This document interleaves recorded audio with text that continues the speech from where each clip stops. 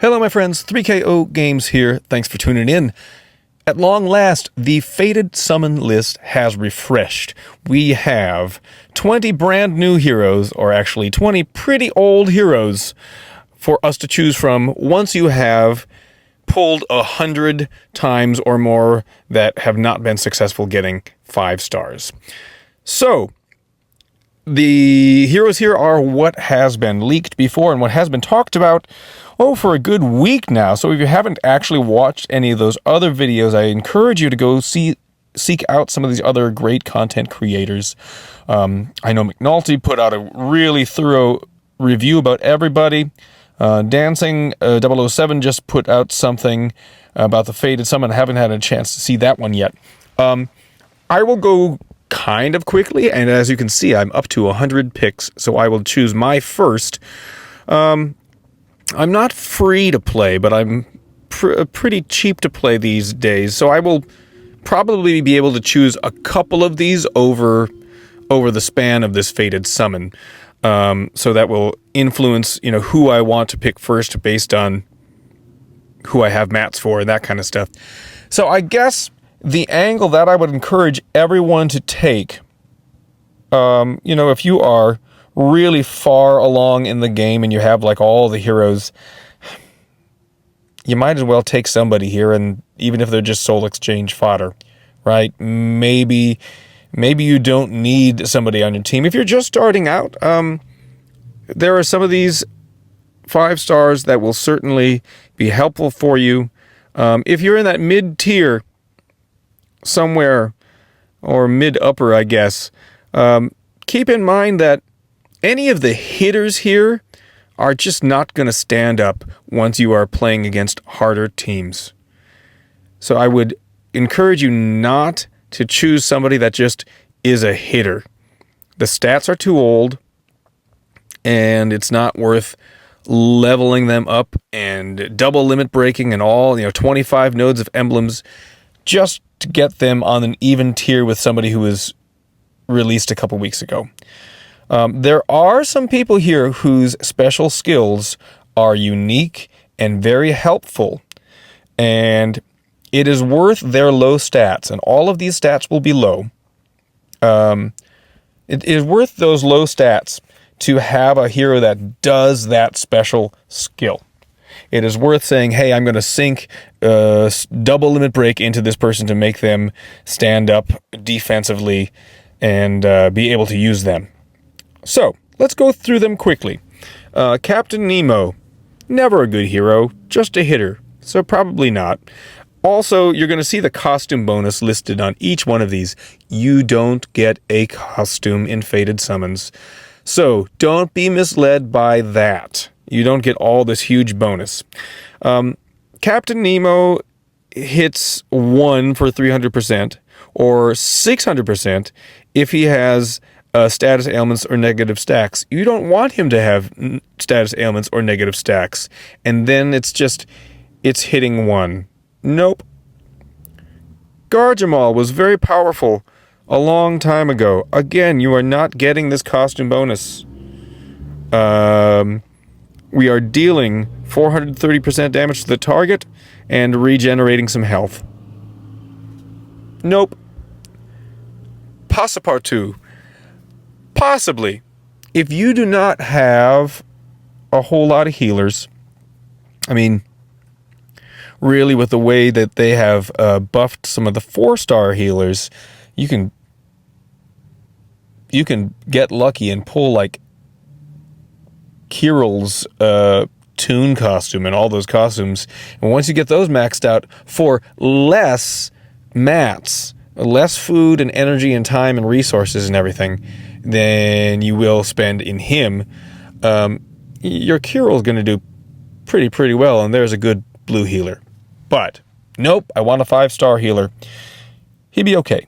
25% health for all allies, and then additional on top of that, more regeneration depending upon how many nature shields you have on the board.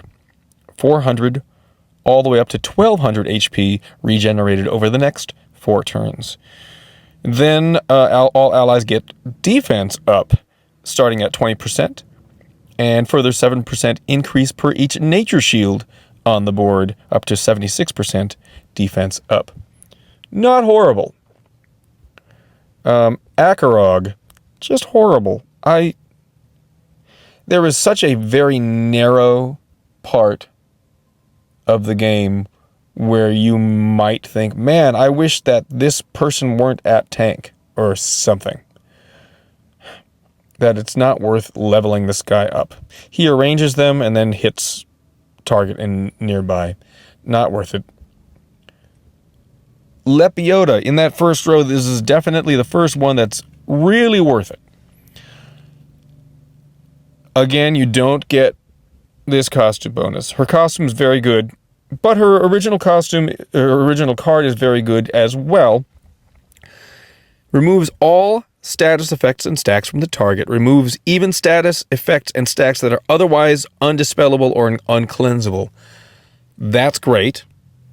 Yes. And then deals a little bit of damage to that target.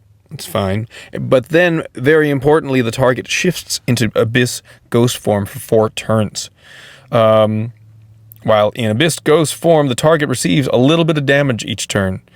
The important thing about that is that it just gets rid of an enemy for a little while that is about to fire, or you really just don't want to deal with, or it just opens up a ghosting lane. Ghosting lane is huge, and then your other heroes can charge their mana even faster, right? And now we have found out with version 69, I'm not exactly sure how this happens, but Ghost form gets rid of all growth and wither from the target. I haven't seen this actually played out. If you have, please let me know in the comments. If it is just a blank slate clean, like an Annabelle or a Snow White, where I don't care if it's good or bad, we're just wiping the slate clean. Or if it's just going to wipe away the enemy's growth that they gave to themselves. But if you gave the enemy wither and then you use Lepiota, does that take your wither away as well? That's what I'm curious about. Regardless, getting rid of that growth would be huge, especially you play against like a Grimsteel or something like that, and just, oh my gosh, so much growth. Getting rid of that would be awesome. So Lepiota, definitely one to consider. Nobody else does exactly what she does. Natalia, burn damage, not even upfront damage, just damage over time, and negative mana generation for that target. Not worth it. Just not strong enough. Zaylene dispels buffs from all enemies at fast speed. Okay. I picked up Zaylene from a previous Fated Summon, I think, just because of that fast dispel. But then I never leveled her up, and I fed her away in a different Soul Exchange. But if you don't have a long line in greens, and you are curious about Dispel All at fast speed, she's not horrible. Again, you don't get her for the attack, because with her stats, that attack is not going to be very strong. Great. Alassie, the costume is fantastic. The original is okay. It's hit one, and they get negative mana generation plus the nearbys as well. The costume's good enough that, you know, you could make another one of her. I've seen teams with more than one Alassie costume anyway. Delilah recovers a little bit. 35% is not great for average speed, and that Guardian minion is not very strong. Can't say yes to Delilah. Sorry, Delilah. Aaron, or whatever that is, he is an interesting hero.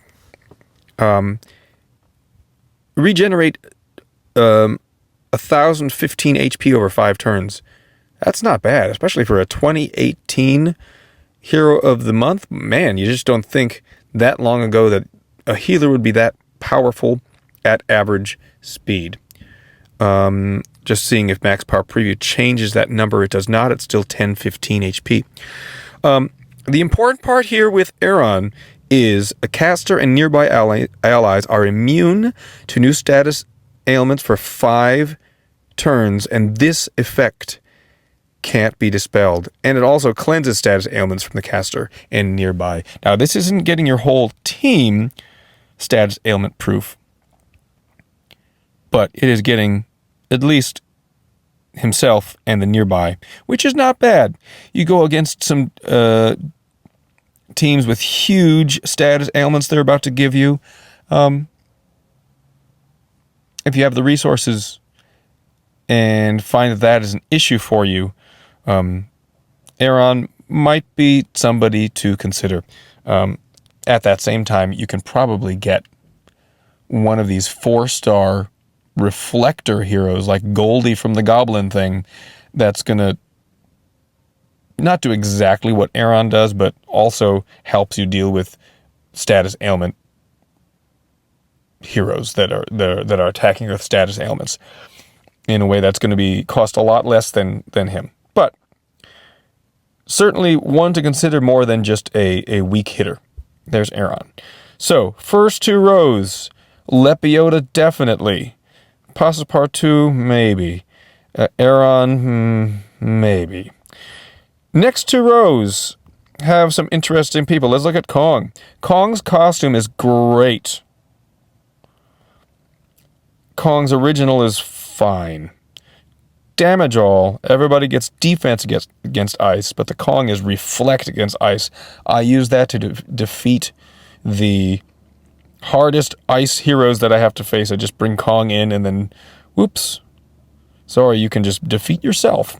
Kong costume is dispel buffs from all. This is a cleanse status ailments from all. Again, it's just a hitter. If you have that costume, they keep buffing that costume bonus for this family. So it's wouldn't be unheard of to make a second one of them. But without the costume, not worth it.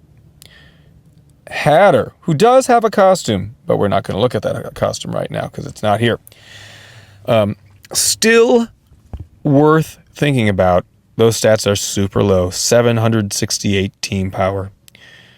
But the damage up front here is minor, and it doesn't matter. 400 damage to the target, minor damage to nearby. But nobody does this. Nobody steals all dispellable buffs from all enemies and randomly distributes them on allies. I have Hatter. I got him at least to 80. I haven't limit broke him because I am always low on cleric emblems, and so I don't have him full on emblems either. I don't use him as much as I should, but that part of his special skill is super useful, stealing all of those buffs. All right, let's continue. We've got Alice, who was pretty interesting a long time ago, but this is just a hit one, and that target gets negative attack. Just not worth it, Alice. Sorry. Guardian Gazelle. Here is a lot of people's top pick. Again, if you have the costume, even stronger. Bonus is great. But the original card did a lot of very good things. It removes all status effects from all allies except the caster. Removes even status effects that are otherwise undispellable or uncleansable. And then the caster regenerates some health, 612 HP over 4 turns. And then all allies except the caster dance the Dance of Spirits for 4 turns. They get 100% plus attack. They get less damage. Damage received is reduced by 50%. And those things by themselves are really great. Makes the rest of the team very survivable and gives them a lot of offense. The key negative part about Gazelle here is that if the caster is defeated, the dancer receives 80 damage, no big deal, and their mana is reduced by 100%, just wiped out down to nothing. I have faced Gazelle and been able to do that to the whole team, like when they're ready to fire and just kill Gazelle and like, whoops, never mind. So that can be very frustrating, but Worth that risk because this is a wonderful hero. Guardian Gazelle, definitely a top pick. Boss Wolf is just horrible. Very slow and doesn't do anything. It very slow and gives allies plus mana generation, gives enemies negative mana generation, and gives allies some counterattack. All of those can be cleansed or dispelled. Oh no, the mana generation can't be dispelled. But still, just worthless. Boss Wolf. Vanda. Very fast speed.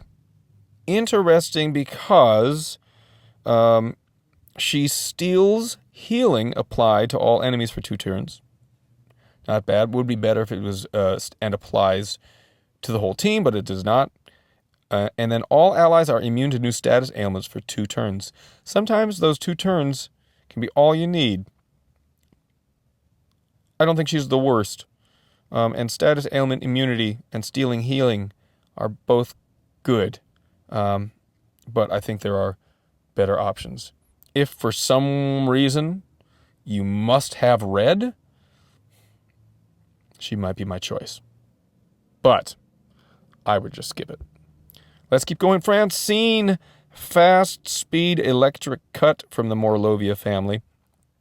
Cleanses status ailments for all allies at the end of each turn for 3 turns. So not only do you cleanse it once, but you kind of you cleanse it once, and then the enemy hits you again, and you cleanse it again. They hit you again, and then they cleanse it again. You are going to get 1 turn of that damage if it's burn or poison or something like that. But that's an interesting special.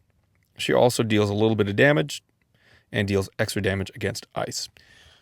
Not a horrible hero, but not a top pick. Krampus. Taunt heroes will always be good.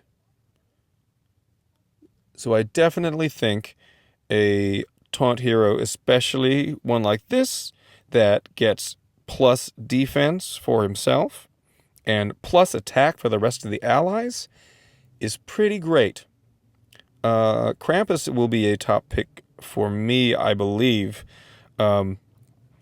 Again, it's not the costume, so you have to invest the resources to make sure that he survives, because even with his plus 44% defense and a further 10% increase every time they are hit during 3 turns, he's just not as survivable as modern heroes. Okay, Rock. Without the costume, the sand damage is very small. The Rock costume sand damage is huge. So this is just really not worth it. And finally, Killhair. There are just better purple heroes that hit. She hits all. That used to be huge damage when she first came out, but with the negative defense that she gets afterwards, I think you can do better. So, going back through, definite picks. Krampus, Hatter, Gazelle, Lepiota. Maybe picks. Aeron? Passepartout? Vanda. Those are my thoughts, everybody. I will probably be able to, over the course of the next couple months, pick up Lepiota and Gazelle, who I really want. Hatter I already have. But Krampus, I am plush with scopes to level up another blue hero, and I'm not currently leveling up a blue hero. I'm actually finishing the final Sonya costume. I'm almost done with that, and that's that. So, for now, everybody, my first pick is Krampus. Don't worry, people are saying, "Oh my gosh, you got to get Gazelle." She is on my list. So there's that, everybody. I hope you enjoy the video. Thank you so much for tuning in. Good luck with your choice. If you're having any troubles making that decision, I'm not good at making the decision, but I can always help you think about the different angles. Shoot me a comment here.